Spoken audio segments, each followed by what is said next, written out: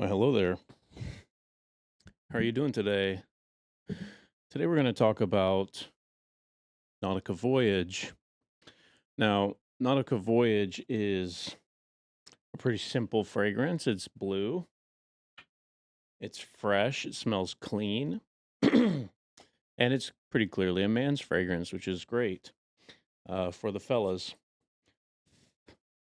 The atomizer is a little weird. It kind of shoots like a almost kind of aggressive,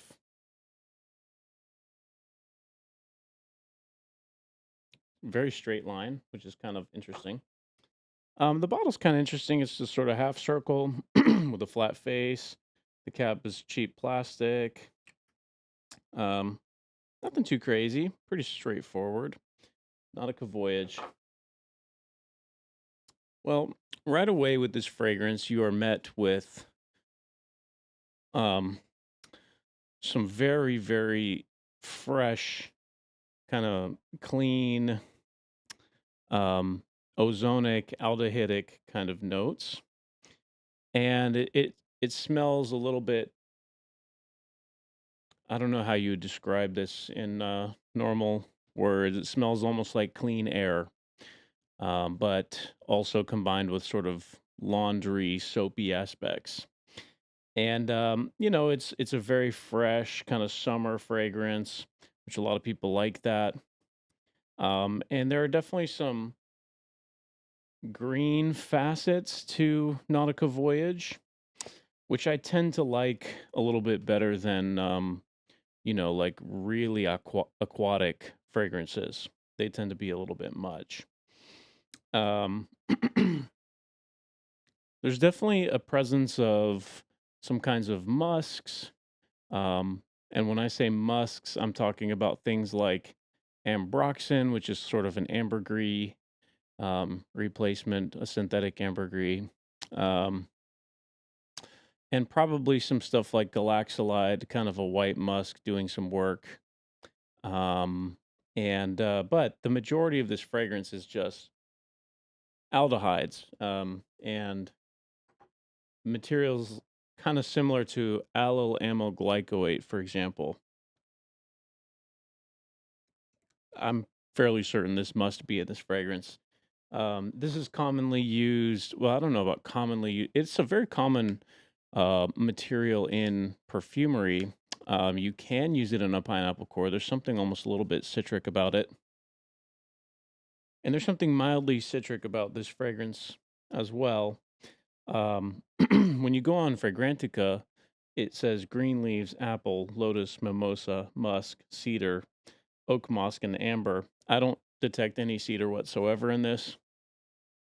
I think that's just Isui Super creating the kind of blue, woody characteristic. Isui Super would fit right into this fragrance. It says there's an apple note. I don't know how much I'm getting apple. Maybe if I really try to imagine apples, I can get kind of a green apple out of this, but um, that's probably coming from materials like this, which are actually more like pineapple, and the combination of floral um, underpinnings, which are present in this fragrance. There's actually uh, a somewhat prominent um, floral underpinning, and those are coming from materials such as benzyl salicylate, which has a vaguely floral, somewhat misty quality to it, which is quite pleasant. Linylyl acetate, which has some very prominent ozonic characteristics, but also brings a little bit of character towards the citrusy side. Um, Linalool, that combination of ingredients, linylyl acetate, allyl amyl glycoate, and linalool could be creating sort of an illusion of an apple. Um, Although I think they were included in this fragrance not because the perfumer was trying to make it smell like apples, but more so just because those qualities are very desirable in a fresh fragrance, and somewhere in between the floral supporting and the kind of I don't know what you would say, bergamot and pineapple, somewhere in that mix, you get this illusion of green apple, um, which is kind of interesting. This fragrance also has limonene, which is kind of a citrusy um, ingredient, and citral and other things in it as well, which are very, very common in this style of, Western men's perfumery. But extremely aldehydic, mildly powdery, possibly using some kind of oak moss material in the base, which is connecting up into the allylamyl glycoate, which is this kind of misty thing happening in the center. And then aldehydes are just pumping out the top, ozonic qualities pumping out the top. And ozonic qualities could be something like aldehyde C12MNA, which is commonly used to create sort of the aroma of salt in accords. And it just has this kind of nice, lightweight, high end, misty material. You could describe aspects of Nautica Voyage as powdery, but I wouldn't. I would call them aldehydic, but I could understand why somebody would. Um, Another ozonic material that possibly could be in this fragrance is ozofluor. And ozofluor is nice because it almost has like an aquatic facet, and it sits sort of more in the bottom register, which is kind of unique for that kind of aldehydic ozonic material. Possibly precyclamone B as well could be in this fragrance. This one sits just slightly above ozofluor, and that could give you aldehydes all the way from the bottom to the top. Um, and after that, I mean, again, this is kind of like my last video. I think the fragrance is fairly linear. It's mostly ozones and aldehydes. There's definitely a register of supporting um, floral notes in here, mostly just kind of common perfumery materials. There's some fruity, kind of common fruity, almost citric materials in here, which are present in almost all masculine fragrances. And Fragrantica says amber. I really don't think I would use the word amber to describe this. I really think it's more like um, kind of blue, typical blue perfuming materials such as Ambroxan or Cetalox and Isui Super. And really, that's kind of where I would leave this fragrance in terms of how I'm describing it. There's some kind of green thing happening.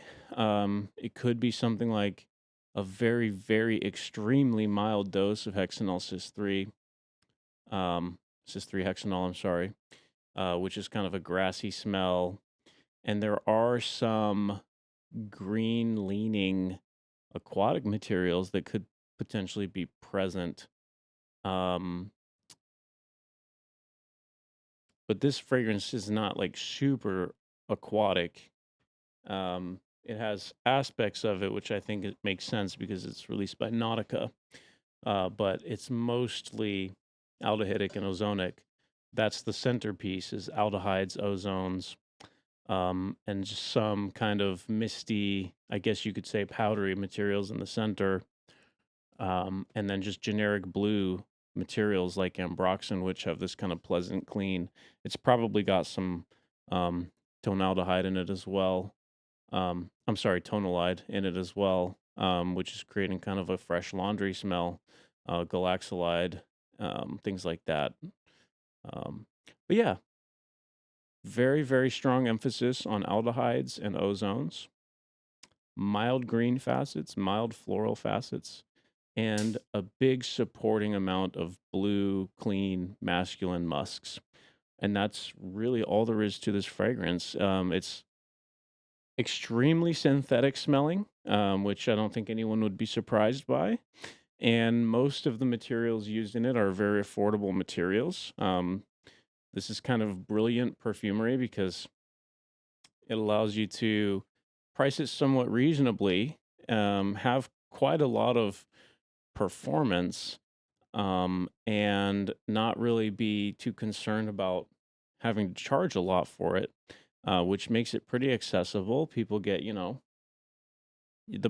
only problem with aldehydes and ozonic materials is they tend to burn off somewhat quickly. Um, some of the materials are a little more tenacious than others, but I think you could get a good 4 or 5 hours of wear, even in the summer, which is not bad at all. And you'll smell, kind of fresh and clean, and um, it's probably a pretty safe office scent. It's probably pretty safe for most settings.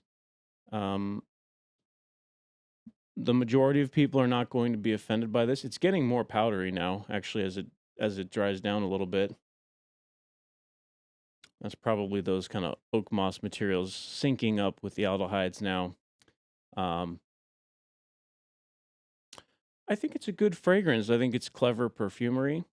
I'm gonna say I don't wear it very often. The bottle is almost entirely full, and that's because of what I mentioned in another video, which is that the fragrance is somewhat boring to me, and I don't really think that it matches my personality very well. But or my aesthetic taste, if you couldn't tell. But I think that it's good perfumery. So, I'm going to rate it on a novelty scale. Maybe it feels somewhat novel to me because I rarely use fragrances like this. Maybe to everyone else it feels played out, but I'm going to say like 5 out of 10. Also because the materials are basically all synthetic, so there's really nothing in nature that smells like this. So I'm going to say 5 out of 10 on a novelty scale. If you're used to smelling blue fragrances, it's probably like a 1 out of 10. And I'm gonna say from a performance perspective, 6 or 7 out of 10, not bad at all. And I'm gonna say from a perfumery perspective, um, probably 8 out of 10. I think it's kind of brilliant. It's really, really smart perfumery.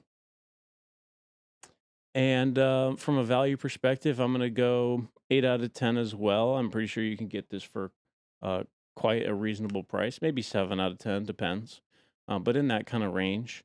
And yeah, if you like to smell kind of clean and slightly green with mildly powdery facets, and just kind of like clean laundry and blue masculine, then you'll love Nautica Voyage. I have a feeling most of you have already smelled it. It's just kind of one of those fragrances. So, but yeah, if you enjoyed the video, please give me a sub, click like. I will be doing more fragrance reviews, so be sure to tune back in and leave comments and check through the playlist and see what else we've reviewed. So, thank you so much. Have a lovely day. Bye bye.